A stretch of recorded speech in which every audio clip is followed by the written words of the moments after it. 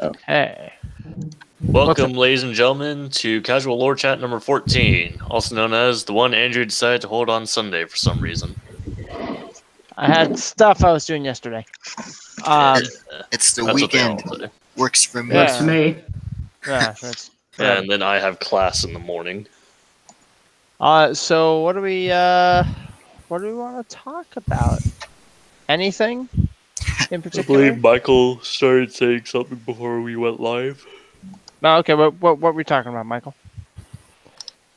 We were talking about animal rescue. Yeah, at one Oh, you point, mean it kind of divulged into wolves at one point, and then oh yeah. kind of And then right before we were about to go live, I was going to ask a question, but it doesn't have anything to do with Elder Scrolls. Wait, live? What are we doing? Yeah, we're live now, John. Hi.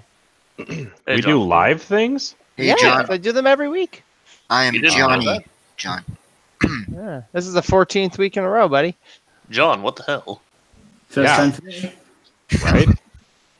What the hell, John? There's even a site on the Tomorrow's website where it shows all of the videos we've done. Yeah, no, I know they all exist. I just Oh. didn't realize you did it live. I thought you just, Yeah, you man, just that's chatted and... the only way I know how Okay. to record it quickly and easily, as little hassle to myself as possible. Gotcha. So It's legit. that's just how I do it. So, yeah. So what topic were we on? We are well, currently we were on discussing the- actual topic. We were just discussing the semantics of like the racial naming. Hmm. But Oh, yeah, I that's- guess yeah. I did. Oh, that's yeah, probably I being remember. done to death for most of it. Yeah, this was So- good. Charlie was saying about how. Well, no, you go ahead, Charlie. All right, so this is going to be a little bit of education. After all, this is a live stream and this is documented, so we may as well add education in here for those who may not understand. Many people seem to believe that Mer means elf. After all, when you say Altmer, you can just simply say, oh, it means high elf. So people seem to have this misconception that Mer is synonymous with elf. This is simply not the case. What you need to understand is that the differences between man and Mer are more than just, oh, one of them has pointed ears and different colored skin. The differences between man and Mer are the differences between a wolf and a capybara. They are two completely different species. So which one's the capybara? The humans, probably. Anyway, the bigger point there is that within the ordinary language, Mer simply means folk. To say Altmer is to say the high folk, to say Bosmer is to say the wood folk, etc., etc. And as a result, whenever you say something like Breton, you are saying man folk. Because to an Altmer, to a Bosmer, to a Dunmer, to all the races of elves, a man is something inherently different, something inherently separate from yourself. This is why it's incredibly annoying that people seem to think that the Khajiit are elves. Because the Khajiit are called Betmer. When in reality, in the Aldmer language, Betmer quite literally means beast folk. It is literally the Aldmer just giving a name to a wholly unique creature. In this case, the beast folk, such as the Khajiits, the Argonians, the Imga, and the Lambias. We need more Imga stuff. I want an Imga playable race. That'd I be, do not. That'd be nice. Did you guys know I wrote an IMCO?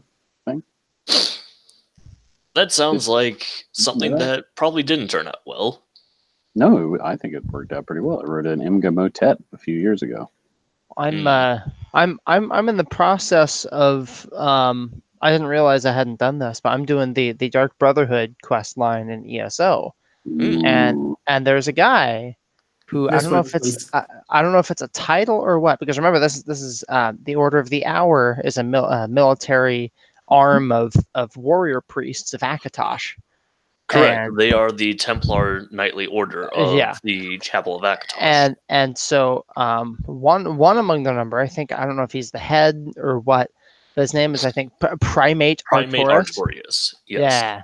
And so I Let don't me know if, go ahead and pull up William Whitaker's words so I can give you an explanation. So is your question about why the word primate? yeah, because I'm wondering in association It with is not. Akatosh. It is Why- not. I am sorry to say, it is not related to Imga or anything like that. No, it's not. It's So- it's a religious term. Yes. Hmm. So the thing is, as we know, ever since Morrowind and whatnot, the Imperials have been very much Roman influenced in how they're designed.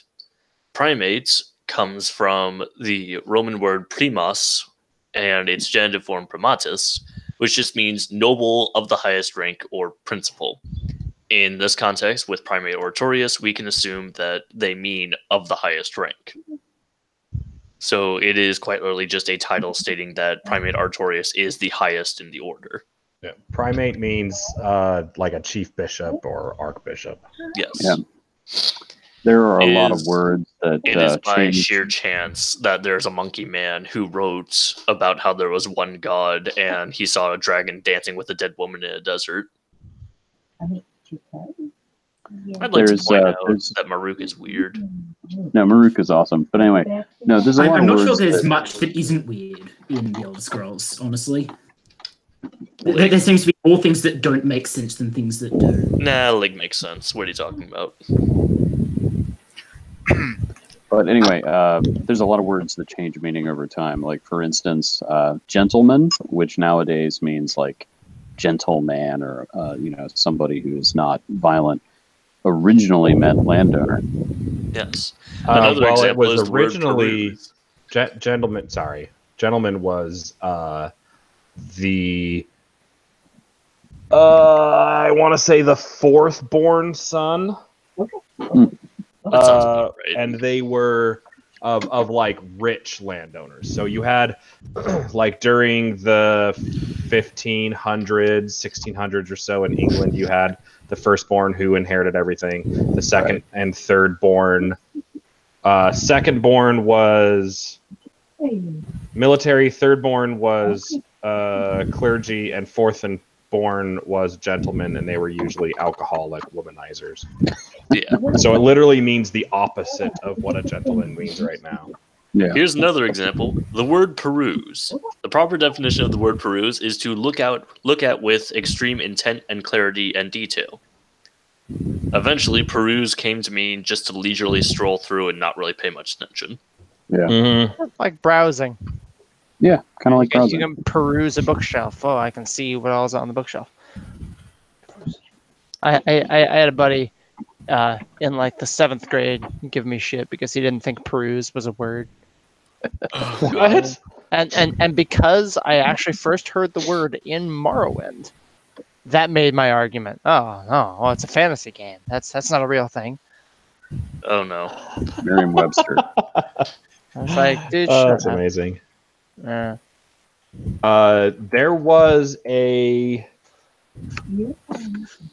There was a developer post. Hold on. Let me see if I can find it. Since we're We talking really need about to start getting people to words. we really need to start asking people to just submit random questions that we can answer. we were talking about language. I'm not going to find it now, am I? Uh-oh. Have you guys seen the, like, this was Morrowind, maybe pre-Morrowind, where all of the developers were talking about the origin of Mer words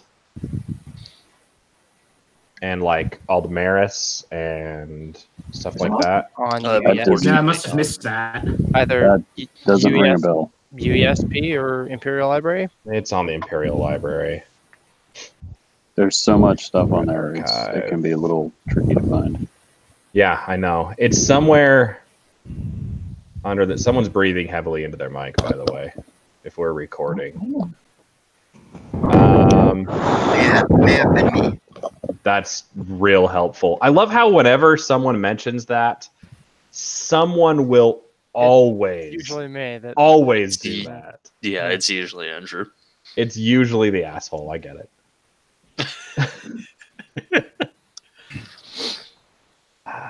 So Anyway, as kind the of reason a- I wanted to bring it up is because like it specifically talks about the origin of the word Kai in relation to Chimer, where it talks about how it originally meant crafty. Huh, interesting. Those crafty is in like surreptitious. Well, see, that's the Like, thing. good at making things. That's the thing. It actually is mentioned how it means it was used for Chimer because they were like sneaky. And I mean, yeah, you kind of have to be when you're living on an island where people really, really hate the Daedra. Meanwhile, you're secretly worshiping Daedra. right, but then someone else came in, one of the other devs, and basically said, like, it was all in character, and then someone else came in and basically said, my esteemed colleague is not right. That's not the original origin of the word. The original word for crafty was for them being good at making crafts, and then over time evolved to be more of a slur used by the higher folk. And that is what led me to believe that the Chimer were all of the craftsmen, and when they left, it left the Altmer with no one to do all of the dirty jobs, and then goblin slaves. See, I always figured that it was much more likely that goblin slaves were immediately under Aldmer. Like, the moment the Aldmer landed on Somerset, they immediately realized, oh, look at this wonderful, fresh workforce we have right here. Well, that's the thing. But If then you the could also- Chimer were the workforce, they wouldn't have needed to do that. Yes, but then you'd also have to think about, when did the Chimer actually start branching off from the Altmer? Was it before or after they landed on Somerset? And why would it be the craftspeople specifically that ended up following Veloth? More importantly, why would it be the craftspeople specifically who suddenly started worshipping Daedra? Because they're the better ancestors, obviously. Nah. No, they're more down to earth. They're with it, man. They are not. To make it more... They're like those. Make it They're like the easier, I elites guess. in Hollywood who say they're down to earth. But I think the bigger thing there is that we should also take a step back and look at Altmer and by extension Altmer culture in terms of belief for how your craft and your family's business is typically viewed. Because they hold things like crafts in incredibly high regards. And it's not just crafts, being a fisherman, being a farmer, being a shepherd. Anything that you could look at through the lens of, usually just through the lens of European anthropology, and say, oh, that's a very lowly job because it's much more manual labor, much more menial labor. The Altmer just simply don't view it that way. And given that they tend to hold a very strong view that they continue to hold the traditions of the Aldmer, we could potentially say that the Aldmer viewed it the same way as well. That so long as you were good at your job, you were held in fairly high regard. The only people who tended to fall out of regard were people who, just tended to not actually help anyone. They didn't quite care if you didn't do your family's job. What they cared about was that you actually, had a job. If you were some lout who just sat around in the bar all day drinking, you're probably gonna get a fair deal of dirty looks thrown at you. Hence, the gentleman in Altmer culture should never show his face. Well, I respect a lot of that for sure. Working together as a team towards a common goal for something greater, even if they're kind of dicks about it. But that's because I you're found not good. it. All modern Okay. scholars agree that Fine, Chimer fine. means crafty folk. Changed folk is a rank speculation based on early reports from the excavation of Dagenfell, which I supervised, blah, blah, blah, blah, blah, blah, blah. And then someone else comes in, another character. His transcripts of the Aldmeri particle Chi as in crafty or of the craftsman class is based on mistaken analogies, blah, blah, blah, blah, blah. Well, I have to wonder if Chimer comes from Chimera, and if you look at the real world I don't know, a disorder. I don't know what it is. Chimerism, where a basically a person or an animal is divided directly in half, and they are literally two different people, DNA-wise. They share a brain, but they are two twins that actually merged in the womb and became a single person. Or you can actually have chimerism as like you just have a patch of skin that's the DNA from someone else. There's actually a woman. What? There's a woman whose children are not her biological children. Yeah. Because her womb and her eggs were they belong to her twin. Belonged to her twin sister, and so she failed a DNA test. Yeah. I remember reading about that because I can't remember why it came up. I think it was in my chemistry class that I was discussing this with someone. But from what I remember, I think there was like a divorce custody battle or something. Yeah, and she had to prove that they were her kids. And then when they found out that their DNA didn't match, that caused all sorts of problems for her. Yeah. They were threatening her with litigations and things like. Yeah, it was nasty. I'd like but anyway. to point out something kind of interesting within Aldmeris and Elnofex, assuming, of course, that the Aldmeris language comes directly from Elnofex with a few minor changes. That being that Chim is very much an Elnofex word. It means royalty, starlight, and high splendor. So you've got your ESP page up? Yes, I decided to pull it up since I figured that would help. Chim is directly an Elnofex word, but then right below that in Aldmeris is Chi with the M removed, which means changed or north. I could try and make some connection of the North Star or something like that. Well, the point of me bringing up the chimerism is that the people who have it, really obviously, and they're split down the middle. Who else do we know that is split down the middle, is one color on one side and another color on the other? The homie Vec. Yes, Vivek, who has very important connections to the Dunmerry people, and therefore the Chimer. So I mean, I've kind of been who admitted that he killed his best friend. Yeah, I've been kind of trying to ruminate on those ideas for a little while, and I haven't come up with anything substantial. Honestly, I feel as though that could be, it could just be a case of coincidence at that point. It could be, but like the same as we had mentioned, primate Artorias versus the fact that one of the most important prophets in Cyrodiilic history was a monkey man. While I agree that is a coincidence, the Vivek one's not a coincidence because he removed coincidences, Rezdan. And actually not a monkey. Monkeys have tails. Apes do not. All right, chimpanzee man. But Andrew, I had to step away for a minute. What were you ruminating on? The connection between the chimerism and Vivek.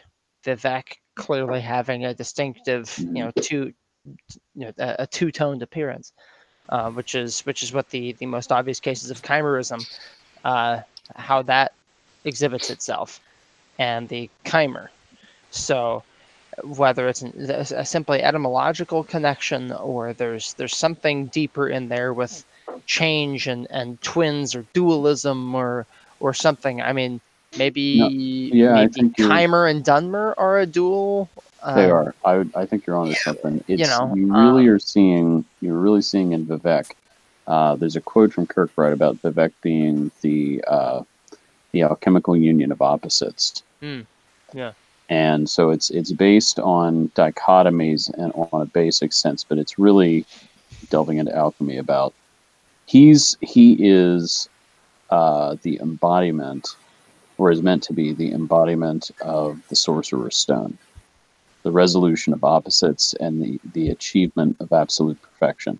Except that he isn't, because he can't achieve Amaranth. Well, it's the same as a philosopher's stone. You really can't make one. You can get a close approximation and think you made one, but at the end of the day, you really just can't. Yeah, and he needed love, i.e., Jubal, to take that step beyond. Can I make a wonderful point? So this semester, I am in half of my classes are anthropology classes, and the other half may as well also be anthropology classes. So it's pretty great. Something that I have noticed due to taking anthropology, especially in my intro to anthropology class, the concept of an armchair anthropologist. I have noticed that there is one character in ESO that they constantly play with this, playing the relationship between an armchair anthropologist versus a field anthropologist, one who will actually go out into the field and work among the people that they're studying the culture of. And that is Phrastus of Elenir versus Lady Cinnabar of Tanith.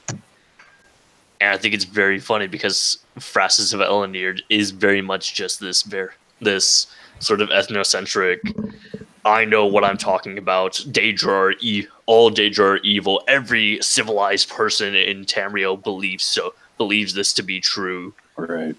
And so on and so forth. Where but is he it wrong? becomes very clear that Phrastus never actually goes into the field. He just sort of has people go out into the field, get some notes, and then he interprets what they've written, what they've sent to him. Then you have Lady Cinnabar of Tanith, who just like at every turn will constantly contradict him with her own evidence that she has collected.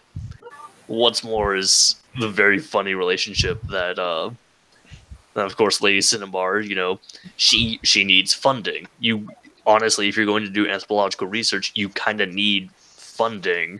Is it anthropological research if they're not human, though? Yes. Anthromer.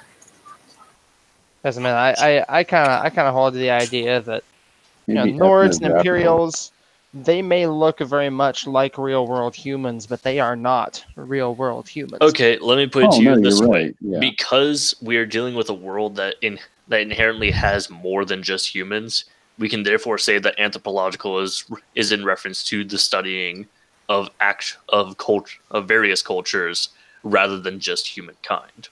Yeah, we'd probably use the term ethnographic. Anthropology also, correct me if I'm wrong here, but anthropology also encompasses other Homo subspecies, correct? I believe so. Yeah, we know what you're talking about, though. We're on the same page. Right. That was more of a curious question. But I do think it's very funny that I think it's very funny that like if you go to the Imperial City in ESO and you go into the sewers, you can meet Phrastus and Lady Cinnabar. And Phrastus just immediately has this statement of, Lady Cinnabar says the Telvar stones are the secret to unlocking the secret of the White Tower. Yeah. But are the keys to unlocking the secret? But how much is he going to be selling these keys for? Right. Like, he just has this very paranoid view of, why should you be asking for money? You should just know these things, shouldn't you? I just know things. Because it's like the whole concept of, our ancestors knew these things to be true, when in reality you're talking about something that, no, they didn't actually know that to be true. That was just their best guess. I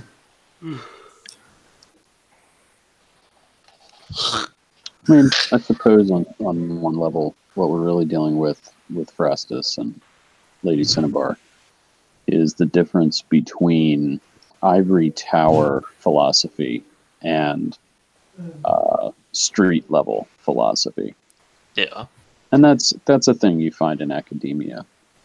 You have a lot of ivory tower philosophers. Yeah. The chapter for the chapter I had to read tonight very much went over that.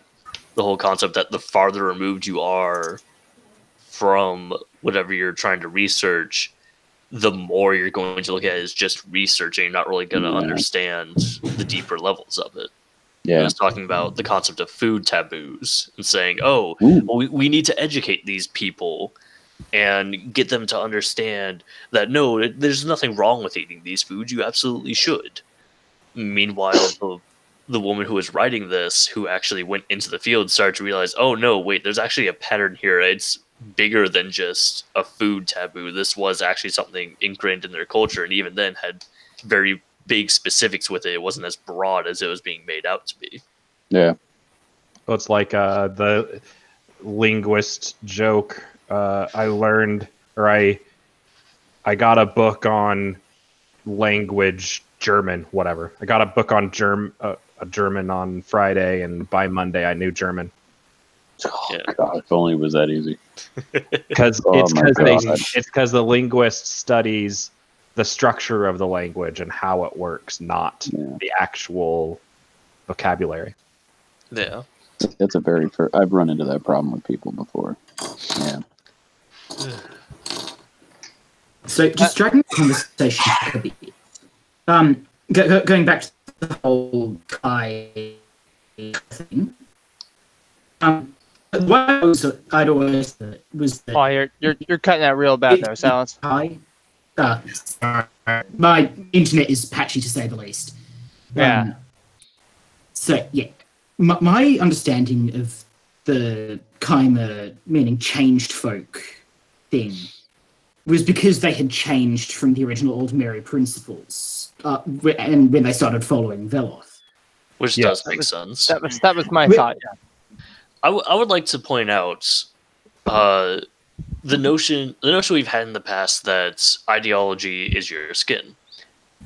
I believe that as you go up in the gradients, if your ideology changes, you will physically change. Like, if you go to Ada level and above, you're going to get to a degree where if your ideology fundamentally changes, your appearance is going to fundamentally change. So then, of course, if we look at the Chimer versus the Aldmer, yes, their philosophy was fundamentally changing, and their overall outlook changed. Physically, they did not change that much, though. And I think that actually fits kind of well. There was a deep-seated change in them. They were still at a sort of gradient level where they could have some minor slight changes, but they just couldn't have as massive of changes. I like to think that the solidification of the Aldmer into the other Mer was a process and did not happen at convention. Yeah. I mean, when you think about it that way, like, it makes total sense as to why the Malmer looks so drastically different from the Altmer, even though they are direct descendants from the Aldmer. Yeah, when you get right down to it, the Malmer... I mean, that's debatable, but your point still stands. Yeah. Or another example, the notion that the Altmer do look exactly like the Aldmer. I fully believe that. I fully stand behind that through the idea that they solidified and changed by not changing at all. They stuck so firmly. I usually going against the change. Yeah, they changed by going against the flow of the river. See, and I think that has to do with, I mean, if the Aldmer are all the different types of Mer together in unity, that is the Aldmer. They have the same ideology. They are one people.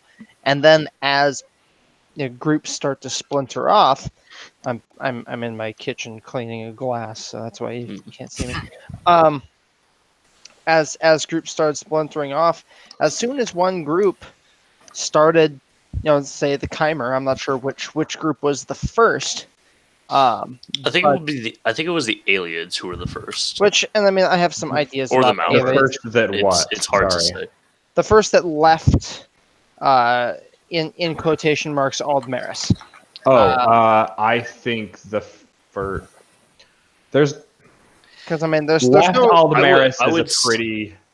Yeah, because I mean, I would say. Well, hold on, because I mean, the Aliens, I've come to like the idea that the Aliens were Aldmer.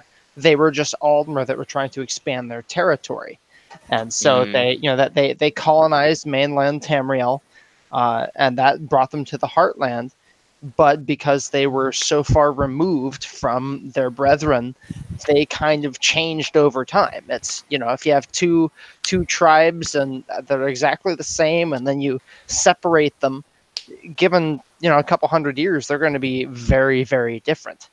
Maybe. And so I think the Aliads were Aldmer that left, but they didn't leave because they were trying to leave. They just got separated, just through the circumstances of them being far away. See, I feel that might not be the case for the Aliads. What I've always felt the case for the Aliads was that the Aliads were very much at one point Aldmer. As much as Altmer were Aldmer, Dunmer were once Aldmer, Bosmer were once Aldmer, Malmer were once Aldmer. Khajiit were once Aldmer. Shut up.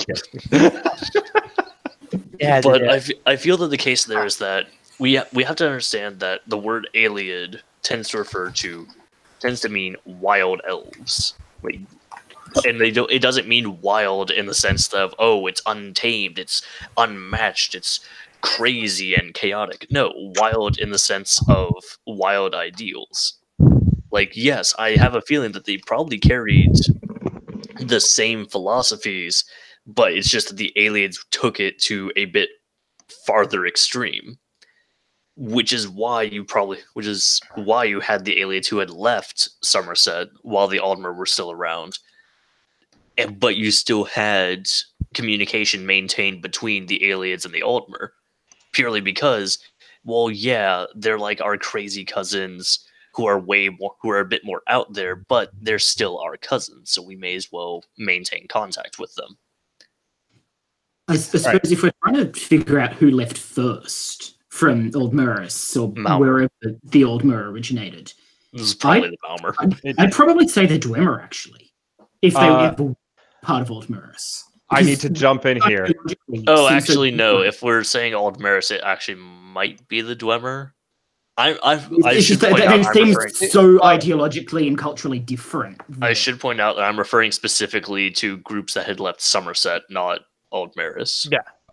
Well, okay. First off, I want to jump in here. First off, John. 0 groups left Somerset other than the Chimer.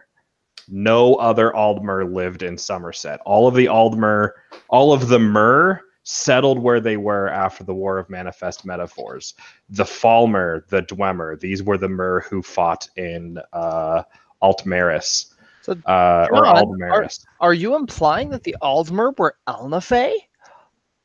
Well, yes. Well, yeah. Wait, yes. why would we not? Well, okay. They were El Nofe, and I believe that the Aldmer were not El Nofe, but the Aldmer were what the old El Nofe became at the moment of convention. So they're the missing link between El Nofe and Mer. The current Mer. So, with that said, I have a couple of heretical ideas. Probably not correct, but I want to throw them out there anyway, just because it's fun. I do like my heresies. Who needs correct? What exactly were the old Elnafey? They were the followers of Ariel who fought against Lorcan and Man. Yes. During the War of Manifest Metaphors. Actually, I was gonna say, in that context, if we're going to be saying Elnafey, we should say the old Elnafey were the ones who sided with Ariel to fight against Lorcan and the wandering Elnafey on his side. Right, and I'm just saying that the Aldmer used to be the group of Elnofey that sided with Ariel. That's all I said. Yeah. Yes, old Elnofey is what the Onawud calls them. All right. I prefer the ones who stayed. It sounds so much more ominous to me. So, with that said, what exactly were there? What were their ideologies? They followed Ariel. They saw Ariel ascend to the heavens. They were also Ada. So did they worship the Ada? That kind of seems silly to me. Why would they have worshipped people that they literally saw as their brothers? Possibly even fathers. And this goes back to the old ways where they didn't actually worship the Aedra. They revered them as ancestors. Strong ancestors. Yeah. Right. I mean, It it's the was same. It's the same as ancestors. you would hold up like your grandfather or great grandfather in pretty high light. Exactly. So there was no worship involved. So this But brings as us time back. goes on, that's grandfather or great grandfather starts getting farther and farther away while the light maintains itself. Exactly. But so this brings me to my heresy. Who were the closest ideologically to the Aedra are not our gods? Well, presumably that would be the Dwemer. The Dwemer. The Dwemer is my heretical idea of the closest to the Aldmer. Boom. We're over here making Minecraft. I feel like if we're gonna try and put something in that light, it would be better to say that the Dwemer are more the punks. What I mean there is like Dead Kennedy's t-shirts. all right. What I mean there is more like you know, like you can like look at a family and like everyone in the family respects the elders of the family except for like the teenagers. So Like the few teenagers who are really rude and don't care. Hello, Numidium. That's why Mohawks came into vogue in Morrowind. So there's my argument that the Dwemer are actually just holy shit. There have been statements that the Dwemer had the proportions that while they were the size of adults and they were like somewhere around 7 feet tall, they had the proportions of a child. The Dwemer were literally teenagers. Perpetual teenagers. I mean, they're atheist stage, right? The guy that they became. Oh my god, they are. The god that they became is described as an actual teenager. So, by the way, so the thing I was trying to find about the aliens having left Somerset, I unfortunately have found. So we have 3 sources for that. The first is from Frassus of Elendil talking about Daedra worship among the Aliads and stating that it likely started as a small-scale group of Aliads who had left Somerset. Right now, we should probably point out in the stream, for anyone who may not know, no, not all Aliads worshipped Daedra. The Barsabeg Aliads were staunch Aedra worshippers. There's a statue of Ariel in one of the Daedric ruins not Daedric ruins, Iliad ruins in Oblivion. Yes. Now, continuing from that, while there is Frassus of Elendil, we also have Before the Ages of Men by Icantar of Shimmerine, seen in both Oblivion and Skyrim, where he does talk about how the Aliads were originally a group of Aldmer who did live on Somerset, but expanded outwards. So my thought, and this goes. And the only reason that they had primarily expanded outwards was because they at least had some mapping of the area thanks to Topol the Pilot. And here's my argument with that: Topol the Pilot's a fucking idiot. Why do you say that? Oh, he's totally an idiot. Topol the Pilot is literally the Columbus of the Altmer. He arrived in this place and went, "Look at all of this stuff I found that no one else has found," and then like Indians as the bird push the people to the side, and we're like, "No, I found it." No, the bird people that Topol the Pilot found were fucking aliens. No one will ever. Here's the thing, there, Jonathan. You know what makes it more fun? Huh? If they weren't aliens and it was indeed a beast race that died off. God, I really wanted that to be true for the longest time, literally years. No, here's the thing. Technically, that's still not true because it has neither been confirmed nor denied. Right, but aliens wear feathers. Yes, now here's the thing. Is that a natural thing to them, or did they pick it up after finding remains and old pottery of these bird people and revering them? I feel like what are the bird happened, people Ariel shock troops? If the aliens came to the Heartlands and then settled there, I feel like they did a bunch of, genocide, and they're just wearing their trophies. Guys, clearly the bird people are harpies. You might have a point. I want bird people. Yeah. Damn it. Okay, so I mean, it could be. This has been fantastic. Sorry that I couldn't stay for longer. Oh, well, good That's to have okay. you. We'll see you next time, Charlie. Michael, See ya. I reject your logical answer. Okay. This is why we love you, Michael. Isn't that the way it always works? You're so chill all the time. I love it. I love just okay. So, This one does not judge our ignorance. so on the topic of the Dwemer, John, you stated a theory. My idea, which is mentioned in Can I pause you real quick before you say anything? I don't actually believe that's true. Okay, well, good. Now I Okay. don't have to judge you harshly. Carry on. That I think that the Dwemer were literally a house of the Chimer. And they were a house that became so powerful and distended from the rest of Chimer society that they became their own race. They didn't branch off of the Aldmer; they branched off the Chimer. And so when Clan Rorken went back in the opposite direction, back to the west, that's where we get all the Dwemer ruins in Skyrim and Hammerfell and a little bit in kind of like in the Okay.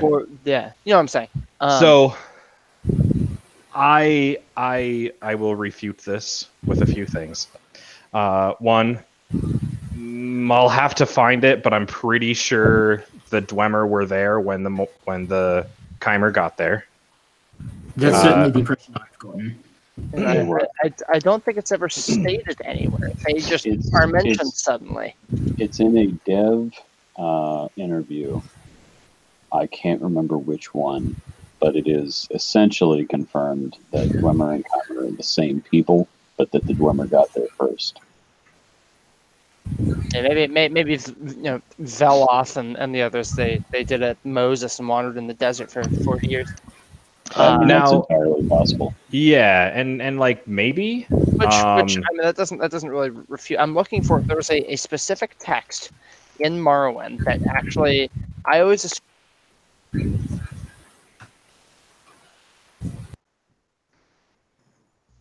Oh, what happened? That was weird. Guess you must have dropped out. Yeah, I guess that's weird. I always assumed it was a mistake on the author's part, but it mentions how the Dwemer are literally a house. Yes. And so over the last couple months, I've taken a shine to that idea.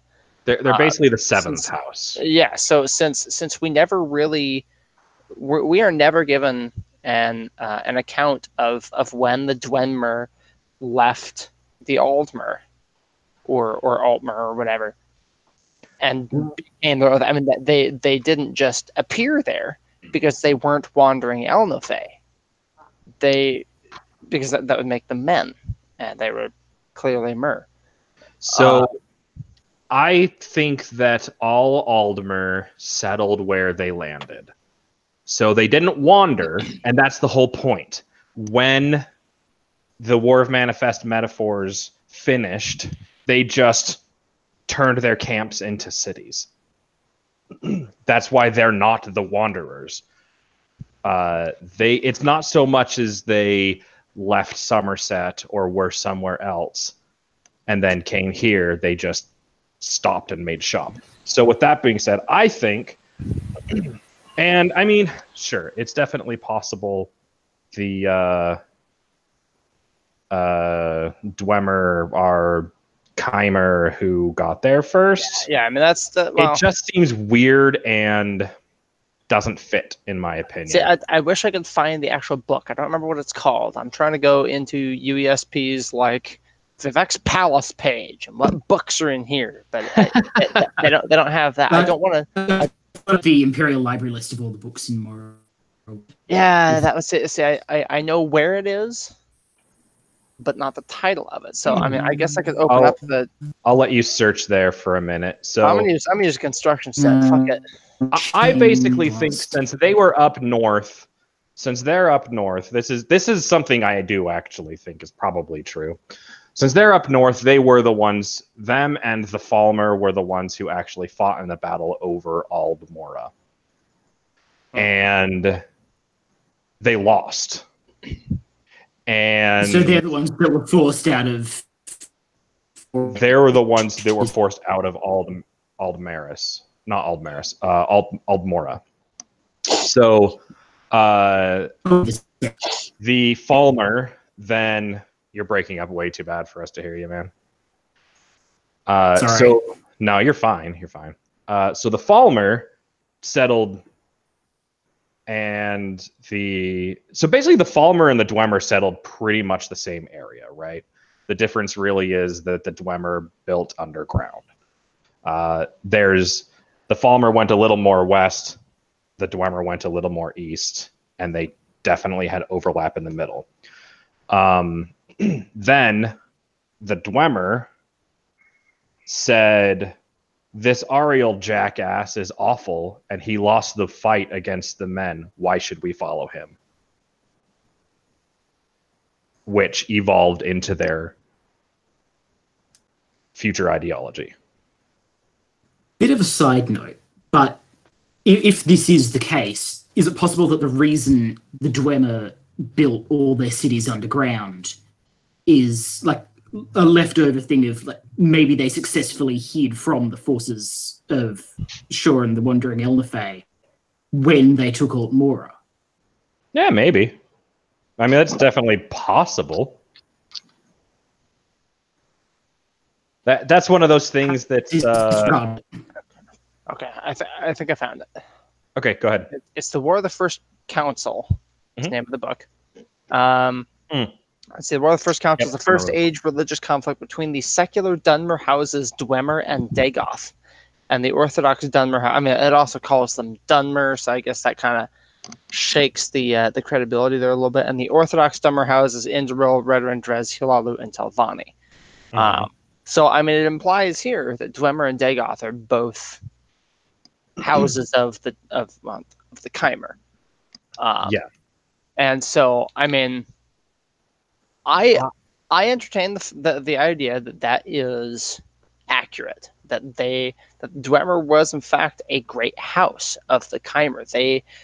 While the Drez have their slaves and Chalalu has their trade and Telvanni has their magic, Dwemer had technology. That was their thing.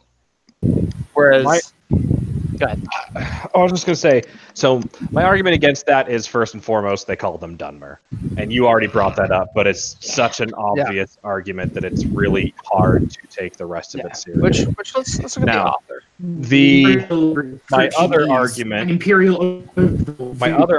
is Dwemer were grandfathered in at the creation of Resdayn. They had the treaty between the Velothi and the Dunmer or Dwemer. But would that give them leave to be called a house, though? I mean, they're both Mer, right? One of the fundamentals of especially of Mer ideology is they're all Aldmer. They are all the same. They just changed ideologies. And I mean, we can still even see this with the Dunmer. They still consider the Altmer their kin. Voila! They just think they're dicks. What the hell? You good? I am sorry about that. Right. You're fine. It was just like so random. That's my opinion. I mean, like, basically what I'm saying is that any single theory that says these Mer are the same as these Mer, I shut down every single one of them. I'll shut down this, I'll shut down Dworks, I'll shut down everything. Dworks, I mean, no, I'm not a fan of Dworks. Well, I might have something. I might have something to contribute here. Yeah, go. Talking much, but just been listening. I don't have too much to contribute, but I like to listen. I'm learning.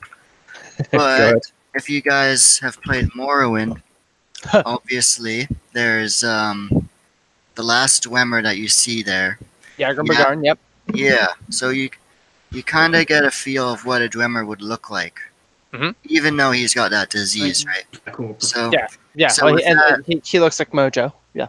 yeah, but I guess we might be able to draw a parallel of what race they'd be closest to genetically that way. But then there's also, you guys know the ash vampires, which aren't actually vampires.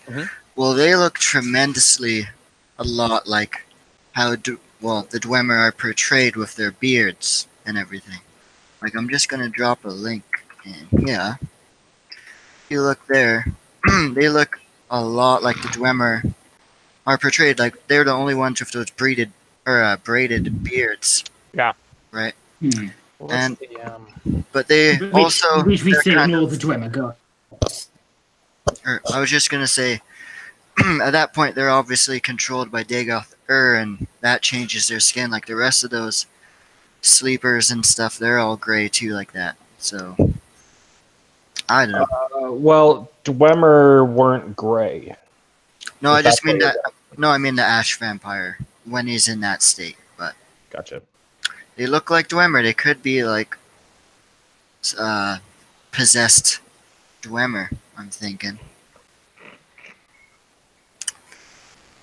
Anyways, yeah, that's all I was gonna say there. Don't have too I many always theories or wondered anything. what was the skin color of the Dwemer? Like kinda They're sort of dark bronzish. blue or something? Yeah, bronzish, goldish. They're kind of bronze.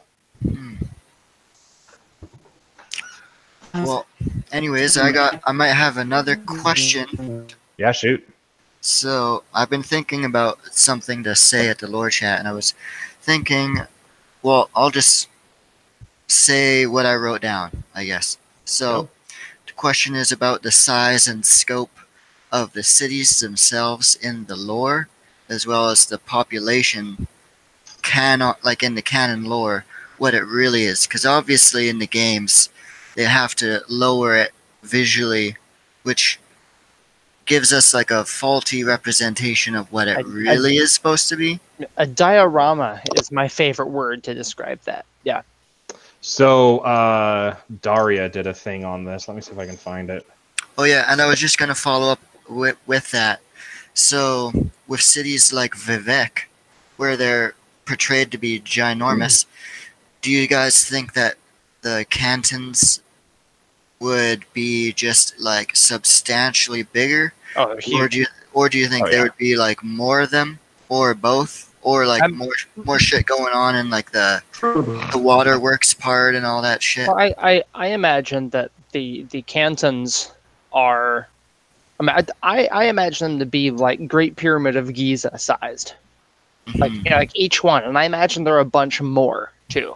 I know in the lore there's only 9 of them. I imagine there are probably some smaller ones kind of scattered out in there too, because this is a giant. This is a major hub of the Dunmerry people, and you know you got access to waterways, so there's going to be trade from all over coming here. This is it's like a I don't know what to compare it to. I mean, it's like a New York of Morrowind. You know, there's a mixing of cultures and things here, and you know maybe a little more up towards like Sadrithmore, maybe. Yeah, which makes sense. But there was a thread on Teslor that I saw it was 5 days ago. There was a map that came with let's see, which pocket guide to the Empire was this? Is it Daggerfall? Or It's the first edition. It talks about how Torval, the city, is a city-state of Elsewhere, spiritual and temporal ruler, the main. He and his tribe live here in stately and exotic palaces built from massive timbers of Valenwood oak, whose territorial borders are only a few hundred miles away. Now, if you look at a map and you find Torval on the map, I happen to have this giant map on my wall here.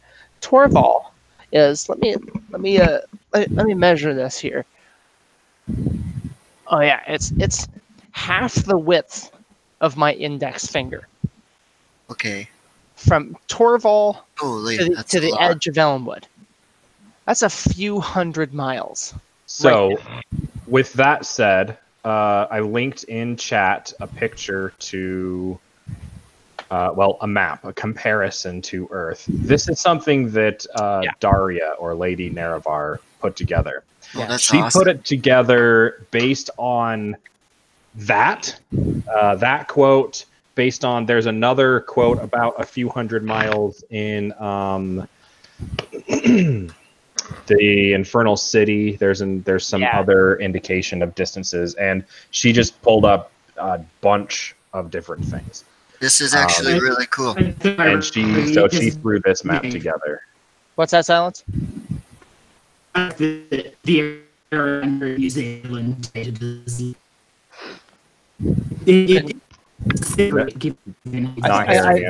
I think I heard New Zealand. Wait, will you type it in chat? That's the easiest solution here, I think. And then I have something to add on after that. That actually joins with what you're saying and could give us a pretty accurate picture of what I'm thinking.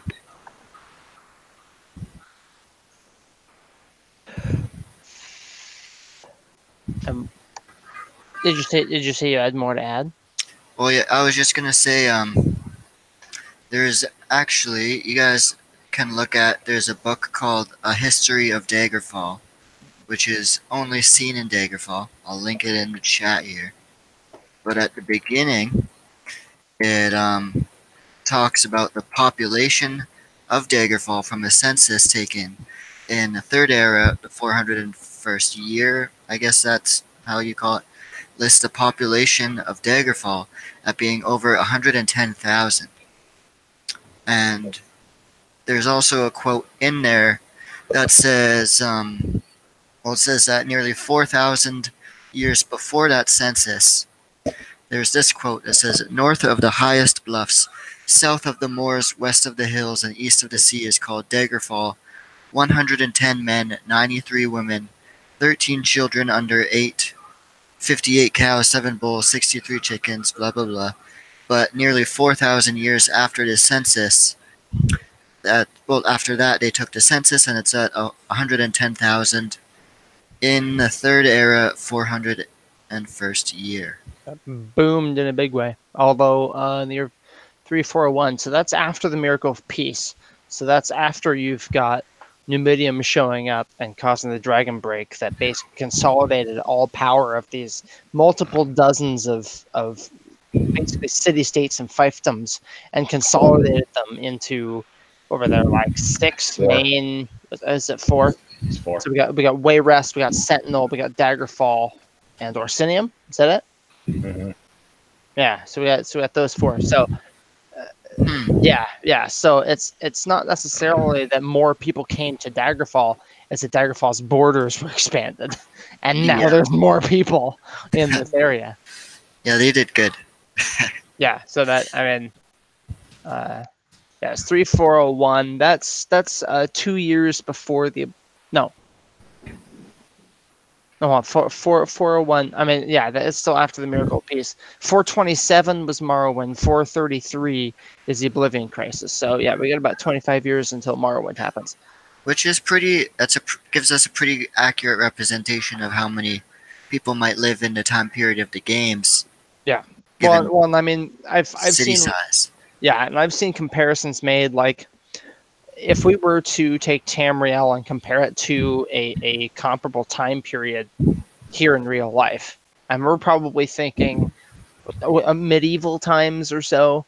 I mean, London was a huge. It was a central hub of society, and I mean, you'd be lucky to have 100,000 people there. When? Because London was actually a lot bigger. Yeah, London had 60,000 people living in it in Middle Ages. I think the High Middle Ages. Yeah, because I mean, I'm thinking like it was. Sorry, go ahead. Like late 1600s, like the turn of the 18th century or so. So I mean, 1700. short of the Black Death and all that. Okay, so 1600 was about 200,000. 1700 was about 600,000. Okay, so I was a little under. It's enormous. I'm really bad at numbers. It's huge. Yeah, I mean it hit 1 million, I think, during the 1700s. Yeah. Because I think I tried suggesting that the Imperial City should have roughly 1 million people in it. Yeah. One time. That was my next question, like what Imperial or Vivek would hold during the games. I mean, I think it's pretty obvious that Imperial City would be the largest city By in far. Tamara. By a long shot. Like, it's just massive. I want to know what the 2 other districts are. Oh yeah, because we only ever see 3. 6. Yeah. Where's your brain? I don't know. I need more of this. I didn't know there was 2 other districts they didn't even include. The Imperial City is basically a myth echo of the wheel. The Arbical wheel. So it's got 8 spokes. But we're only ever shown 6. Yeah. Gosh darn it. And the Imperial University, or the Arcane University, and the Waterfront, they don't really count. And then you get the prison too. But I think, what is it? The Arcane University is Master, prison is Secunda. Right. Yeah. Okay, last question on top of this topic. Just with that being representative of like the real lore in game, do you guys think there's anything else inaccurately portrayed in the games that they just can't really do because of limitations of the game engine? Everything. Oh yeah. Everything at all. Basically. Yeah. Well, there's a piece I'm writing right now. It's my opinion piece for issue 8 of the Telmora. And it's a response to Silence's piece, where he mentioned how that the Elder Scrolls is a game first and story second. And then in response to that, I'm talking about how the representations that we get, we're given we're cracking open the door and we're seeing a sliver of, I mean, can we even call it the real thing? It's this imaginary ideal that we have that's floating somewhere. Yeah. It doesn't exist, but it exists in our minds, right? Like it's something like we can see it so clearly. And if we have this world that is, we assume it is just as detailed as ours. There are just as many things to think about, the economics and politics and farmers and things. Maybe you've got labor disputes somewhere. Like I don't know. There's so many different things to keep in mind. I mean, if Tamriel is as rich and detailed and deep as ours is, what does that look like? And that is the ideal that we're all trying to express in some way or another. And so the games are just a representation of that. They are, it's taking a cup, dunking it in the ocean, and saying, "Okay, here's the ocean." In my cup, like you can't conceivably put the whole ocean in here, but you've got a little bit. You got a representation. This is, there's water. Maybe there's some plankton in here. Maybe you get, if you're lucky, you get a chunk of coral or something like. Which is awesome because that gives us so much room to kind of fill in the blanks ourselves. Which that's all we do here. Not that that's a small thing. Well, and something I mentioned in the piece is the actual scholarly usage of the word meme, because nowadays when we say meme, we think of haha funny images on the internet, which is not what the actual definition is. A meme is an idea that is transmitted from one person to another, and ideas, memes specifically, have this property that makes them a lot like viruses. If I have an idea and I share it with you, you now have the idea. The idea has now duplicated, like a virus. It has now infected you too.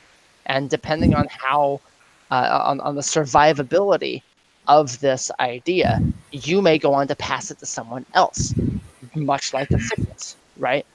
Yeah. And so, as with any virus that we can catch, it mutates over time. I mean, that's not really a 1-to-1 ratio, I don't think. But I mean, my idea is going to be very different from yours, even though I may have transmitted my idea to you, but you're going to put your own spin on it. So it is morphed and changed that way. Hmm. And so, I mean, how can we ever approach this ideal that we have when everyone's ideal is different? You know what I'm saying? So Yeah. there's this collective kind of agreement on what's there, and I mean it's shifting and changing constantly. Like you can almost touch it. You know what I mean? Yeah. It's strangely abstract, but also material. Yeah. It draws me in. The more I learn, the more I learn. The more blah blah blah. The less I know. The less I knew. I don't know. Hard to explain. You guys know what I mean now. Absolutely. And it's beautiful. But yeah, thank you for answering my questions, guys. Yeah. I've got a good feel for it. So Silence asked in the chat. So Silence is working on a theory or thesis on Magnus, and Silence would like to know what everyone else's thoughts on Magnus are. I think John and I are on the same page on Magnus. Well, I guess that depends on what thoughts exactly you're talking about. There's lots to know about Magnus. City Face Hanu, Mehrunes Dagon, the Dawn. So the in layman's terms, when Magnus jumped into Aetherius, he made a hole, and that hole wasn't quite big enough to fit all of him, and a little bit got scraped off. The scraped off bits were still recognized as being part of that bit of Magnus, and so he was the king of leapers because Magnus leaps. Also, the leaper demon king leapt Kalpa to Kalpa, right? Now, there's also... So then the leaper demon king is... he becomes Dagon, and then eventually the Magna Gi pull him into Lig and turn him into Mehrunes Dagon, right? There's that story as well.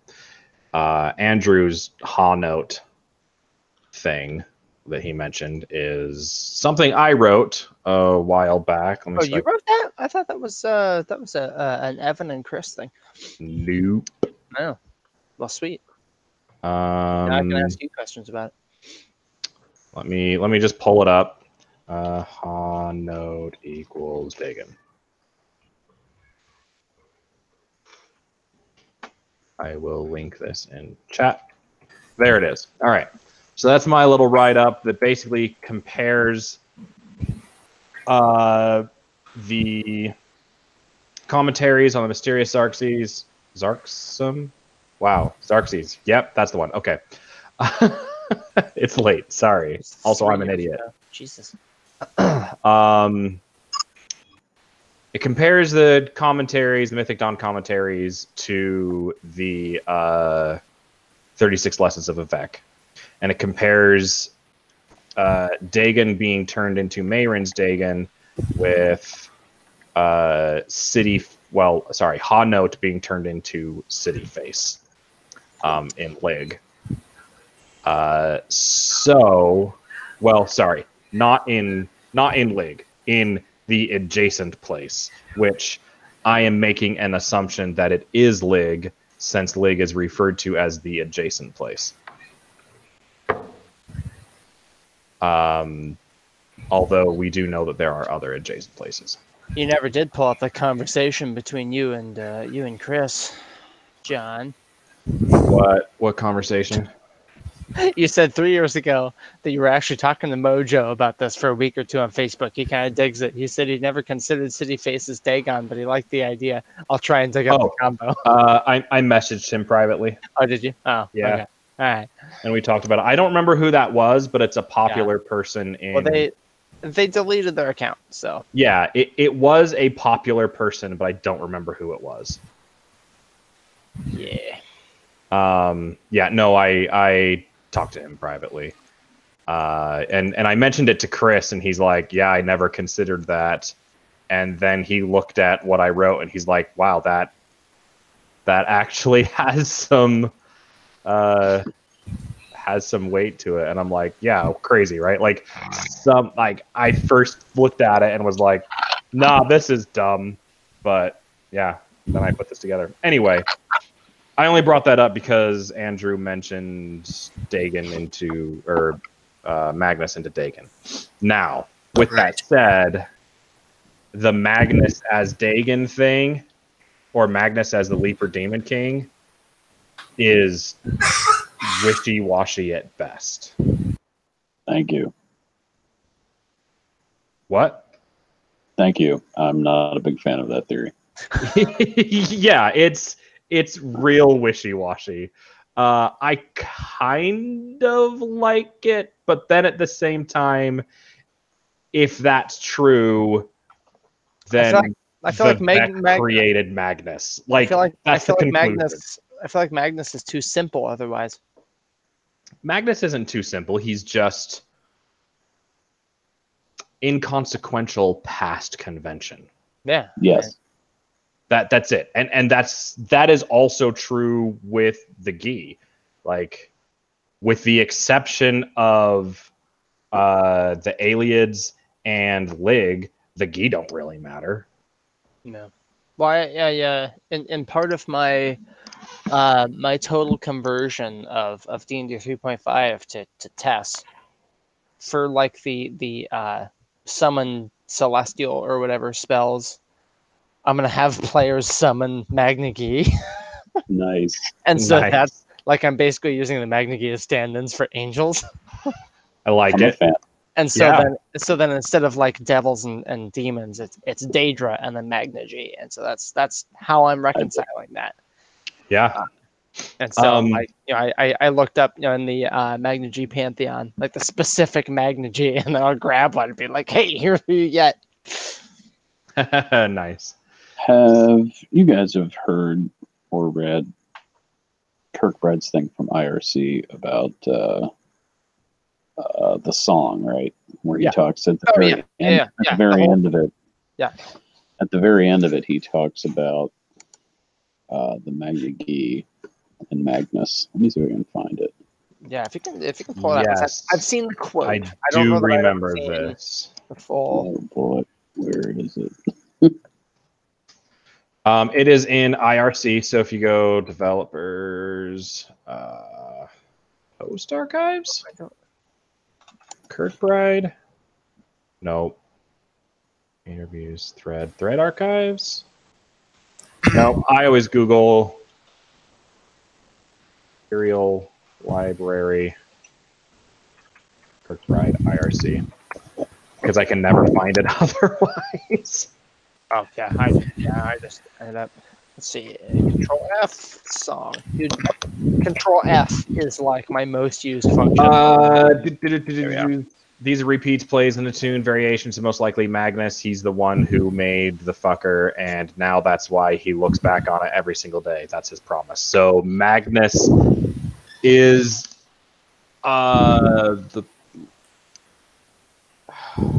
shit. Is Magnus related to Tuaka? That kind of makes me think there's some sort of relation there. Isn't Tuaka RK? I mean, he is a. I mean, unless he's the combination of RK and Magnus. Well, he doesn't have anything to do with magic or the sun, so I'm gonna. What doesn't he have? I mean, he and RK share a symbol, and that symbol sometimes kind of sun looking. Sometimes. That's actually a good point. Yeah. I mean, it's a sphere. It's got, spiky bits coming out of it. So the reason I bring that up, the Imperial So I wonder if for RK, to Waka, shit. if that's a reference to cycles for RK, because RK is all about cycles. Mhm. I have a noob question about Magnus because I'm brand new. Go. But I read Clockworks. Sorry, I can't read your whole name there. That's Silence of Autumn. Okay, so Silence of Autumn. I read your thesis yesterday. That was kind of my intro to Magnus. Your opinions and theories, I guess. But I feel like I learned a bit. But first, 2 questions. So first question, Magnus is the architect of Mundus or Nirn? Yes. Mundus. Okay. Well, yes is the answer. Yeah, okay, perfect. So I was just thinking a bit about this all because I'm a bit of an artist myself here and there, and there's one thing that people say which I believe most of the time it's true, that an artist has to suffer for their work a lot of the time. Like they have to at least tune into themselves, or they have to really work at art to make it come from their soul, right? And I feel like architecture is sort of an art in that sense. It's like a precise art, but I could see, like Lorcan, I remember reading in the thesis, was the inspiration behind the idea, but Magnus would be the artist himself doing it. And then Magnus having to leave at the end, that kind of reminds me of you got to put your whole self into your art to make your art a lot of the time. If it's really true art that comes from your soul, you have to put everything into it. But you can't really put everything into it, or else you'll lose yourself, or you won't. Or sorry, you got to take care of yourself too. So I was thinking, it's kind of like Magnus is creating this beautiful Mundus, and he has to leave to save himself, perhaps. And then when he leaves, he injures himself, and then that's just part of the sacrifice that he made, I guess. But he's still alive, and he kind of comes back into Mundus sometime, or in some aspect. I don't know.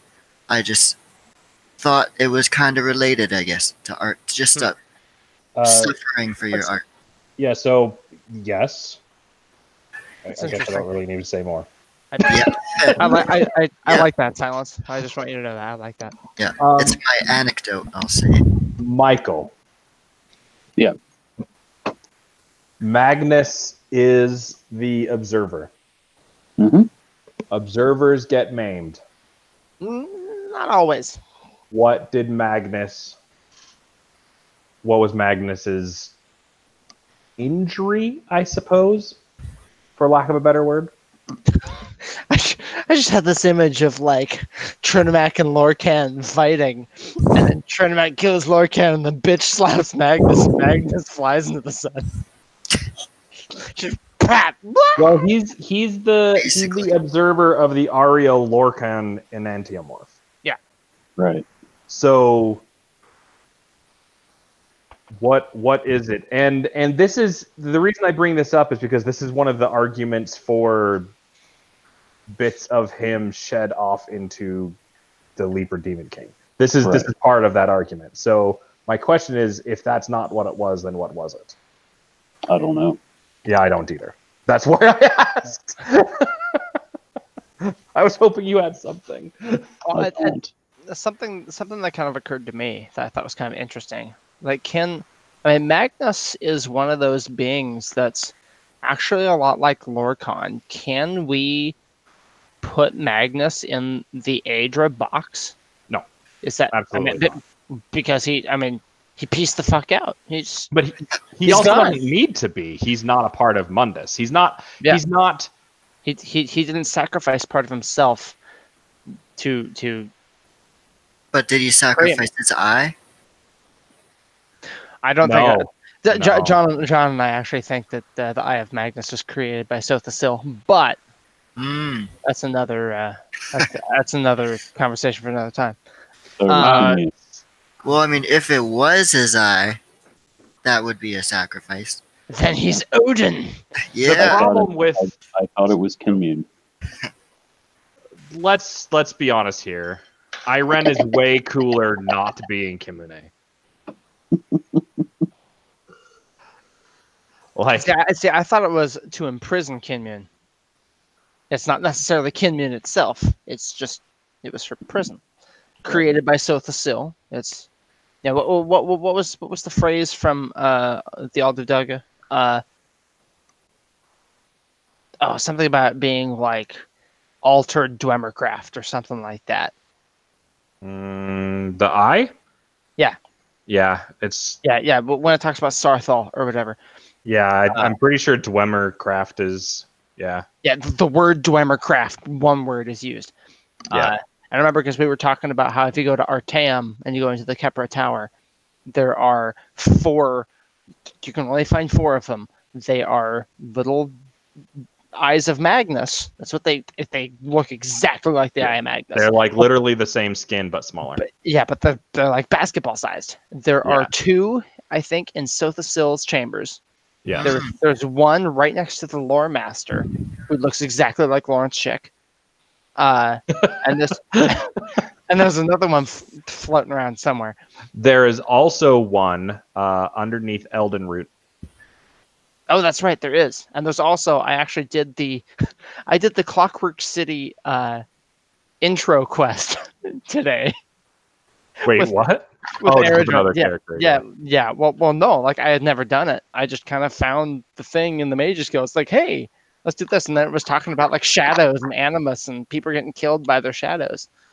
And I was like, wow, is this like is this the lead-in to Clockwork City? It totally was, because it was talking about it was all about really Nocturnal funny. and I didn't even know I thought I did the quest. I didn't know that was the quest. I thought there was I don't quest that was the quest. think I've done it on Sothis. I think I did it on another character there. But I was like, well, I've done that now. Can I ask another noob question? Of course. Actually, it's kind of like might be. Well, I had a cool idea for like some fiction today. I'll be offended if you don't ask. Let's put it that way. Golden. Good. All right, I will. So, obviously, each Daedric prince has like a artifact that they love the most, and they give to people. Well, they let them have it, but if they do things for them sometimes. Artifact. Well, anyways, would they be inclined to enchant someone they deem worthy, like their own item, with a Daedric enchantment that's like symbolic of them? Who the Aedra or Daedric prince? So specifically, so the Daedric artifacts are largely thought to actually be pieces of the Daedra that created it. Yeah. Okay. As opposed to a hammer or a sword or a piece of armor that they then enchanted. However, with that being said, enchantments are made by putting souls into it, right? So if they did enchant it with their pieces of themselves to make them item, I think that would make sense. So to your question, yeah, sure, probably. And I mean, I wouldn't go so far as to say that all Daedric artifacts are pieces of those princes, because there are some exceptions, like Volendrung, for example. Volendrung's a good example. I was actually going to bring that up. Yeah, because I mean that was a Dwemer hammer, but it somehow became a symbol of Malakath. Like, well, I have this is my idea for a short story. I was thinking of, well, have any of you guys seen Tenacious D?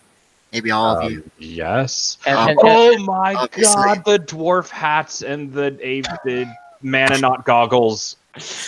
Nope, nothing to do with that. But sorry, anyways, never mind. Go. No worries. You know the actual pick of destiny. Yes. That's embedded with devil fuel to make awesome music and shit. Well, Yeah. I was thinking of having a bard who's just kind of like a shitty bard, but he really wants to be like the best bard in the world. But he just doesn't have the skill, but he's kind of a I don't know, a sinful guy. Some people might call him. He's Sounds like he like a needs rock to and date with roll Sanguine. rock and roll guy without any power to be one. But then I was thinking of having him stumble upon Sanguine, who's all about that kind of stuff, and enchants his bard's lute with like some Daedric power so that he could be like the best Daedra around kind of thing. Sanguine's Not great. Daedra. Yeah, so that's lore friendly, you'd say. I would say it would be, but I think it would be safe to say that there should be some drawback. Oh yeah, like maybe he'll have to sacrifice part of his life or something. Yeah, well, I mean, not necessarily like an exchange, but something like I don't know, because there was a piece I wrote, and I mean this is I mean it's a subtle thing. It's more like instead of an exchange, it's going too far. Mm-hmm. So I wrote this piece about this Nord who made a deal with Sanguine, and he ended up in this like giant tavern, and there's like saucy wenches willing to have sex with him like all over the place. There's like, I'm just kidding. well, I would assume in Sanguine's realm. And there's like weeds sitting around. There's, whole roast hens like on a spit, just dripping with glazes. There's kegs of all the finest alcohols lining the walls, just stacked up until you can't see them anymore. And so this dude was like, yeah, I want drink, I want food, I want women. Those are my desires. And he's like, it's done. And so this dude grabs like, chicken. He's stuffing his face. He's having sex with like 3 girls at once. And then like 24 hours pass and he's like, okay, I need some rest. And they're like, no, you're not done. Yeah. This is what you wanted. And he goes, what? No.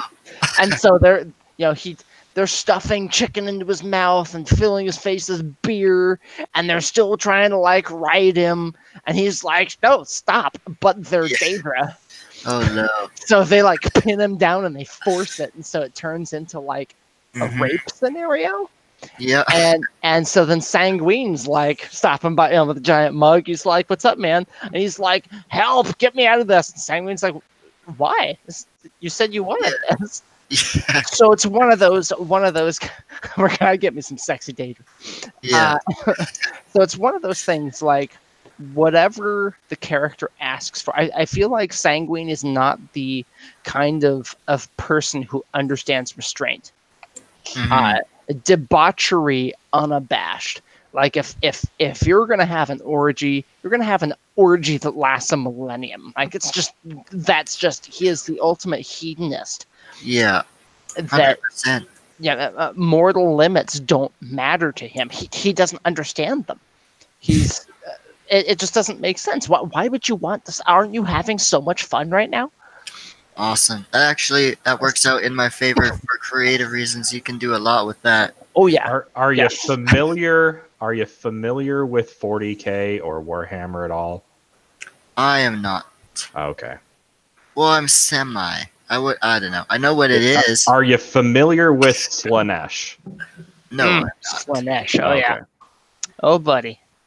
I'm more a fan of Nurgle myself, but Nurgle's boring. But he is probably the nicest of all of them.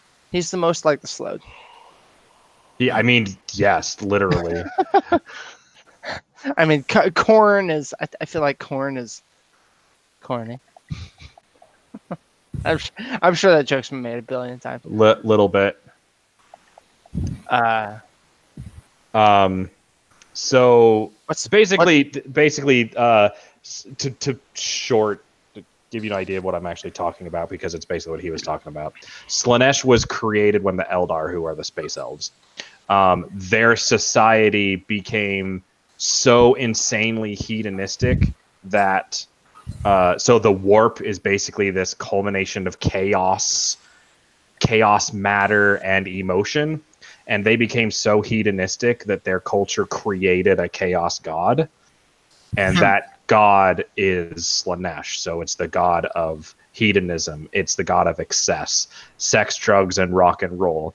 There's one book where in the Horus Heresy where these Iron Warriors, it's during the heresy, and Iron Warriors who are on the bad, well, quote, quote, bad side, the chaos side, they're in this big space battle, and the Emperor's children, who are the Chaos Marines who end up worshipping Slanesh, they just stop fighting. And the Iron Warrior guy's like, what the shit? You Marine and you Marine, go over to the Emperor's children's ship and go find out why the fuck they stopped fighting. And they're like, yeah, we'll go do that. And they go over to it, and it's like they're all just doing drugs and banging each other and like wearing each other's skin and just like the most hedonistic debauchery thing you can imagine, and then multiply it. And it was so bad that the Iron Warrior guys almost got sucked into it, and then but they managed to escape. And then it was like decreed, no Iron Warrior shall ever go onto an Emperor's Children's ship again, because all they do is fuck and drink. Jeez, that's very sanguine. Yeah, it is literally like, if you want to know sanguine, because there's not much about sanguine. There's really not. But if you want to know about sanguine, investigate Slanesh. Yeah, that's basically what it's going to be. Everyone paints saying, like, I think there was a thread one time years ago, and someone's like, oh, well, if you had to choose a Daedric prince to be beholden to in your afterlife, which one would you choose? Everyone's like, oh, sanguine, that'd be great. I'm like, no. Because there's, sanguine doesn't get, limits. He doesn't get, oh, you've had enough, okay, go have a rest. He doesn't get that. That doesn't make sense to him. Excess is the key word. Yeah, why would you want to be stuck in that? I don't get it. It sounds like Eyes Wide Shut, that one scene. Yeah, I mean, yeah. Honestly, yes. Clavicus Vile or Periite, those are the passable ones, I think. Yeah, Clavicus Vile would be a real good one. I mean, Meridia, maybe. Meridia would be good, but she's also real demanding. Yeah, real demanding. I mean, she's the lady of infinite energies. How much energy do you have to give? Like I said, real demanding. Yeah. Guys, Azura with an H. Come on. That's not a real thing, Michael. Oh, yes, it is. Take your tail into the corner. I'm just kidding. That was something I wanted to pull up. Charlie said something earlier. He was asking, or kind of, I don't know if he was musing aloud or whatever, but he thought, what happens when the ideology of something a gradient above Elnathe changes? What happens to that creature? Does it just change entirely? And so I thought, well, what if that's actually how like mythopoesis works in creating facets to deities? So Azura without an H and Azura with an H. Azura with an H actually shares the Khajiit ideology, and so it's a facet of the full being, because the being Azura is so big, she can't change her whole ideology, so that just kind of creates another facet for her to exist, and now that's Azura with an H. Well, that leads to the question: does mythopoeia affect beings who are not mundus bound? And this is an argument that's been had since mythopoeia was even known to be a thing. Azura, Hermamora, Woodland Man. Yeah, but are they actually different is the question. I would venture to say that they are. I argue that they're not. Every time we see Mora, Maroons is a big one, because that's a pretty huge departure from just wanton destruction. Oh, we have curiosity. Mayrunes, not really. Mayrunes, Mehrunes is so Mehrunes, the cat, Yeah. is the child. Children destroy things. But what else do children have? What are children but Innocent. not the hope of the future? Like, he's still Dagon. It's just the Khajiit focus on a different aspect. They focus more on the childlike hope and ideology of Mehrunes Dagon. I don't think they're different at all. And I mean, do you agree with my assessment of what mythopoesis is? Yeah, for the most part. I'm not saying it can't affect creatures who are not Mundus bound. I'm just saying I'm not convinced that it does. I mean, because things that aren't Mundus bound still exist within the dream. Yes, And but so mythopoeia is altering the dream. Well, is it? I mean, that's my explanation for it. It's altering reality. Yeah, which is Oblivion really reality? Sure. Yeah, it exists within the Arbus, and therefore the dream. I would argue that it's not reality. Oblivion is made of the nothing. Nothing isn't real. Like the white noise of what you're not thinking right now. I mean, because if we're in a dream, we have to think of this all within what happens in your brain, because that's where the dreams are, is in the infinite expanse of your mind. It's the bits. Okay, I also take the whole dream thing as a metaphor rather than reality. I take it literally. I know, and I greatly dislike the literal interpretation of it. But that's me. That's somewhere where we've always disagreed.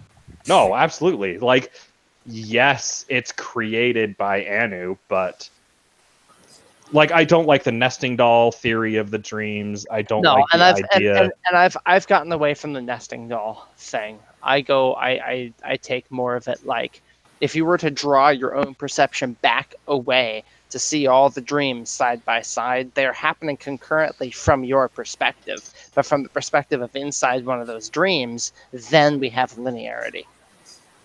Yes, I would agree with that. And that's how I've come to. That's how I think about it lately. Yeah, I'll accept that. I'll take that. I think I'm gonna make my necromancer a Mananaut. That'd be cool. I was thinking about doing mine as a Dromothra, but I need the Dromothra skin. I've just been wanting to make a Mananaut character for a while. Anyway, that was a total side tangent. I'm just staring at this, wondering if I should buy Storm Astronaut crates. So then I don't think you have heard my explanation of Mythopoeia then. We literally just talked about this like 2 days ago. This is something I've included in. Actually, have you read the transubstantiation of Anu yet? The transgender dreamer theory? Yes. And K. Like, honestly, that's my reaction to it. I don't agree nor disagree with it. It's possible. We were just kind of playing with the ideas of it. Absolutely. But I mean, in that bit, I talk about my understanding of both Kim and Mythopoeia, and how I explain Mythopoeia is, if every being within the Arbus, within the Elder Scrolls universe, is a facet or a part of the psyche of the dreamer, then the more people agree on something, then that is more portions of the dreamer that now thinks this. And when, so many now agree, well, now this is what the dreamer thinks. This is the dreamer's opinion now. And that then becomes, that then manifests itself in the dream, which is why it can apply to things that are not bound to Mundus, because it's not about Mundus. It's about the fact that we're in the dream, and now the dreamer thinks this. Oh, well, this manifestation of my vanity, I can think of it this way now. Now there's 2 vanities, or something like that. I mean, it's more abstract than that, but I mean, that's how I usually explain it. And I always make sure to say, yes, this that is idea has to be my idea. Yes, but it has to be so prevalent. Oh yeah. Like it has to be like 51% of, the mind has to agree on this. Which is I mean, I would argue more, but the point still stands. Yeah. So- I mean, whatever Go ahead, the rate Michael. is. So the trick with that is that, so when we're talking about metapoiesis, it isn't simply belief. It's belief powered by something, usually magica. So when the Maracati Selective did what they did, it wasn't just that they were dancing on the tower. There was other stuff going on. Yes. Some kind of empowerment through magic or God knows what. The Staff of Towers. Staff of Towers, etc., etc. Dancing, Dawn Magic. All that stuff. Yeah. And there reaches a point, I love this quote from Pellinol, where the dream no longer requires the dreamer. Yes. And I think that example, the Maracati Selective altering the time god, is a great example that the dream just decided, nope, we're not doing it that way anymore. And fold into this the idea of things like the Matrix, where somebody can alter the shape of the dream, or Inception, those types of things. Fold all of that into it, and things can get pretty funky. Yeah, absolutely. I think I'm gonna get some grub in me and then do a little PvP, y'all. But this has been fun. Yeah, good times. Yeah. Yeah, you have a good one. I'll be at the next one. All right, Have a good one, y'all. Chew. What's up, guys? What's up, man? What's up? Not much. Got off work. Nice. Well, good timing because we've only been at this for an hour and a half. Oh, cool.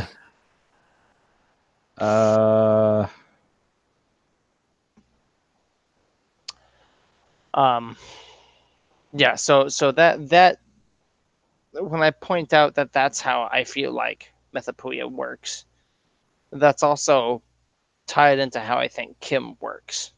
And that once you understand your connection to the dreamer, I am, X percentage of the dreamer's psyche. That means in a way I am the dreamer. I'm part of this now. If I'm the dreamer, that means I'm everyone else too, because they're all parts of the dreamer too.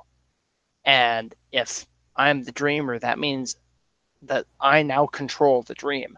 I maintain that 51% majority rule. I can change the dream however I want because I am the dreamer. Okay, I would agree with this.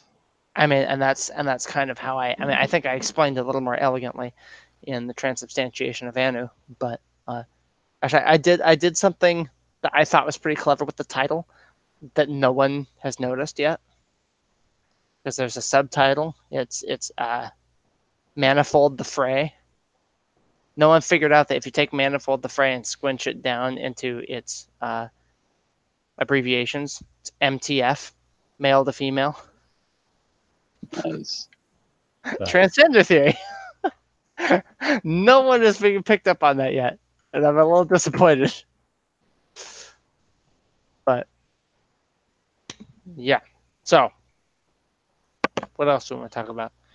Silence, you're I think the new beard in here right now. Is there anything that you'd like to discuss, or you have questions, or you want to share some heresy, or we always like heresy. I will throw down against all of the heresy any day of the week. Heresy is a victimless crime. I think like the worst one is Ifri and Hersey are the same being. Oh my god, I hate that so much. Oh no, definitely not. I'm not a Oh, fan. I hate it so much.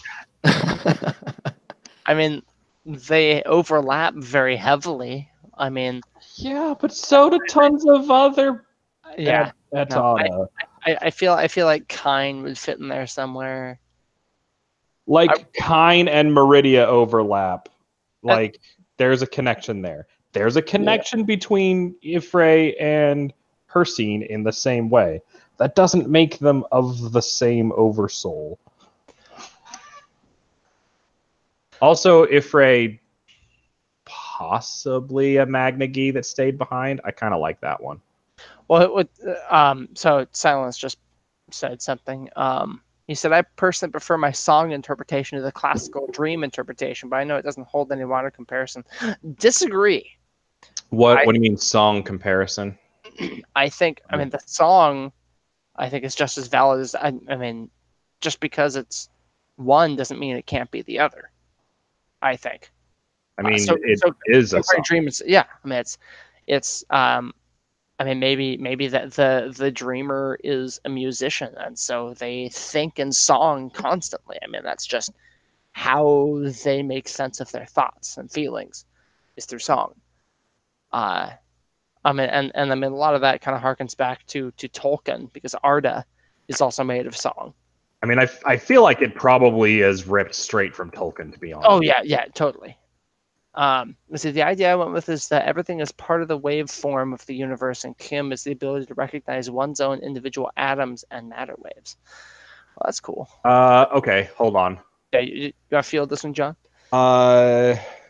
The song is the waveform? Okay, so if we're going to get in that deep, I would say the song is more like the strings in M theory, where the manipulation of the song changes the fundamentals of those particles that it's creating. So there's still exact frequencies that those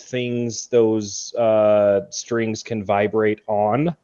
That is speaking in test terms here. There's still exact frequencies those particles can vibrate on. You're still limited by those frequencies. So you can't say totally unmake reality. Well, maybe. I'm rethinking what I'm saying right now. Maybe you can, and that was what Numidium wanted to do. So, well, since you brought it up, my theory has been for some time that the purpose of Numidium was not to destroy reality, but to grant amnesia. Okay. They wanted to forget.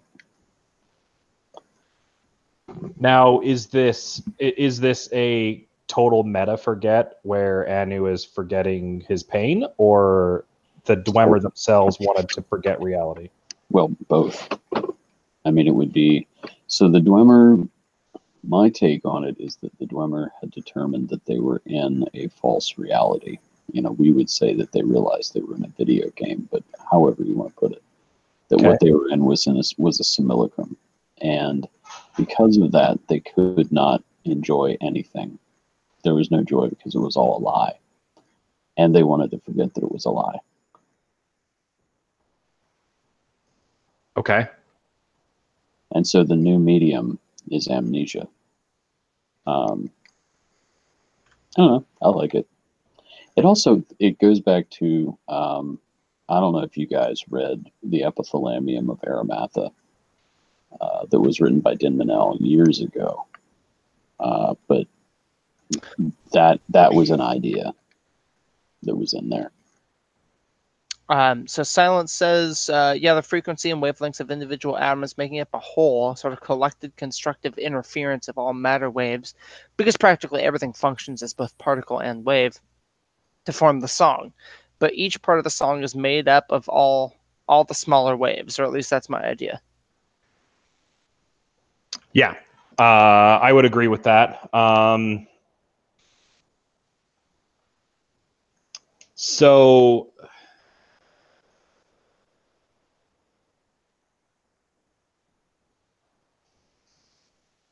trying to collect my thoughts here. I've written stuff on this as well, by the way.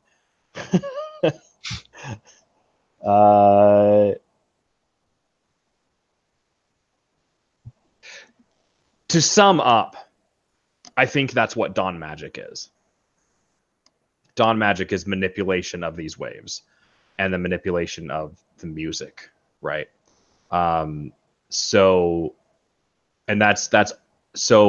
with that, all forms of tonal type magic are effectively the same thing. They're just going about it differently. You know, Bosmer approach it through dance and storytelling. The Dwemer, obviously, tonal architecture. Altmary Dawn Magic is much more scientific, I guess. It's more the music theory part of the theory. Mm. Than shouting, because Nords like to be forceful. And the Ansei and their sword singing. Am I missing any? I don't think the Dunmer have any form of dawn magic. I mean, I feel like Dunmary Dawn Magic would just be equivalent to Altmary. Yeah. I mean, there's Hist magic, which may or may not be related to memory. Well, they definitely do have memory magic. We see it in ESO. I don't know how much I would attribute that to Dawn magic, though. I would say that's more just memory specific magic. Water magic. Did you mention the Seasi Ki? No, because isn't that Todd headcanon? No, the Ki is mentioned in the Seasi creation myth, which I think is Kirkbride. Oh, yeah, it is. You're right. And then Todd ran with it. Yeah, that's true. I would say, yeah, that's probably Dawn magic. Yeah, I mean, I have some misgivings about pretty much anything Seasi ever, but yeah, basically, if Todd has the idea, I start from a disbelief of that idea. Well, and then let him try to. For me, it has to do with the fact that I take the dream to be literally, to be literal, and so if Jubal and Vec created a new Amaranth, which is Akavir, which means Jubal is the new dreamer, and he transmits information from his mind to Anu's mind, then it must be reinterpreted, which means that the Seisi that we get are not the true Seisi. They're just how Anu perceives the Seisi, and because Anu is all about grief and strife and struggle and conflict, everything he says, unrelated. Everything he sees is conflicted. So he sees the Seisi, which may completely have very benign intent, but as soon as they cross over into Anu's dream, they're now hostile because that's how Anu is interpreting them. Yeah, I agree. And the Todd we're talking about is not Todd Howard. It's Todd Damrath. He's a guy who's pretty prevalent in our circles of lore nerddom. I had to kick him out of the Dream Sleeve. I mean, he's a good guy, but he has a penchant for stirring the shit, and so I had to. He's actually in our Discord. So I think I PM'd you about this actually, because you were asking me questions. Silence. Hate to cut in, but isn't Jubal a Nerevarine? I think he's Nerevarine. Yes. That doesn't necessarily mean that he is. I think no. He is. Kirkbride said yes. Did Kirkbride say that? Oh, okay. Yes. Okay. Because I was using I think Franzen was like, no, he's not. He's not Nerevarine. And I was like, okay, well, there's the scene where there's a moon and a star in his eye, and he's like, oh shit, you're right. That's funny. Cody and Jatsu have thrown out the theory that he's a Shizarine too. Yeah, I disagree with that. I hadn't thought about that. I really hate this idea that everything's a Shezarine. Yeah, this might have been discussed briefly last episode, Silence. Oh, was it? Yeah. We talked about it a little bit.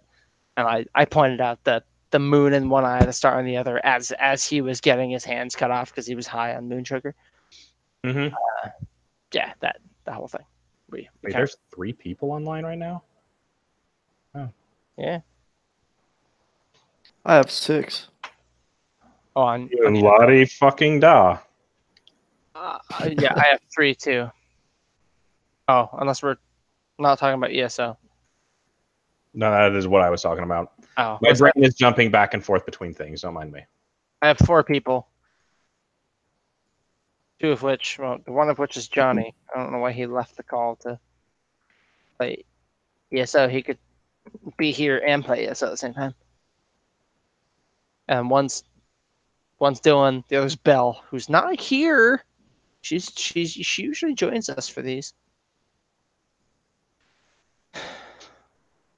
So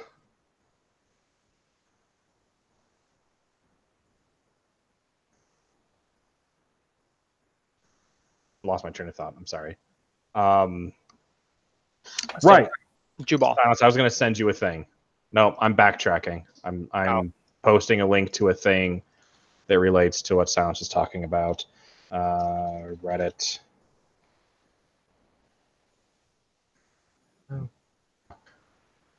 Off. My stuff, posts, and do somewhere. Man, finding the stuff that you actually post, really difficult. There's a. Are you on Facebook? Found it. No, I'm on Reddit. It's just I've posted so much stuff. Yeah. Okay, here we go.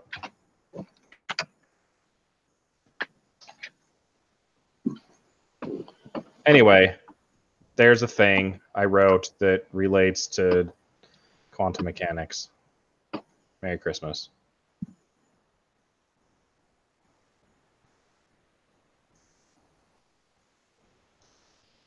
Yeah.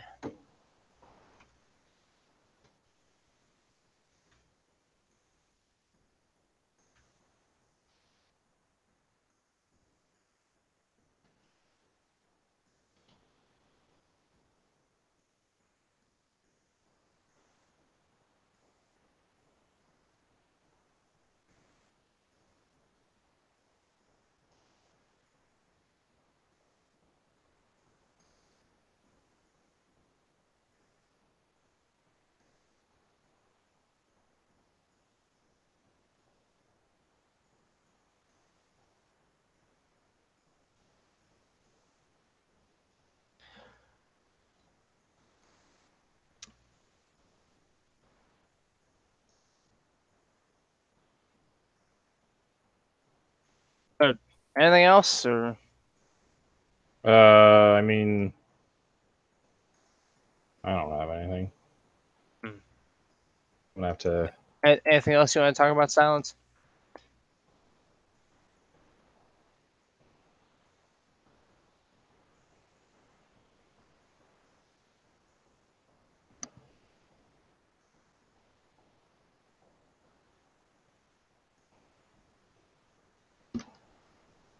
Let's see. Nothing I can think of off the top of my head, at least not right now. Okay.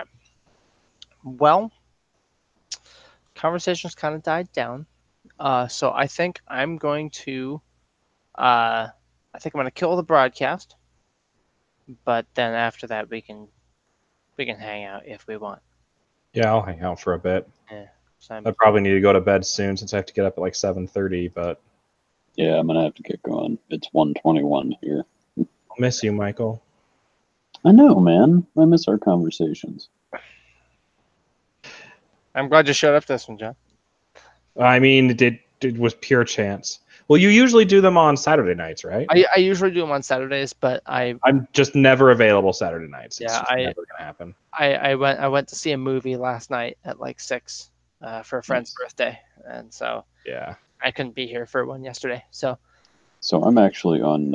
I'm on a staycation from work this whole week. So oh wow, maybe nice. maybe we can do something again.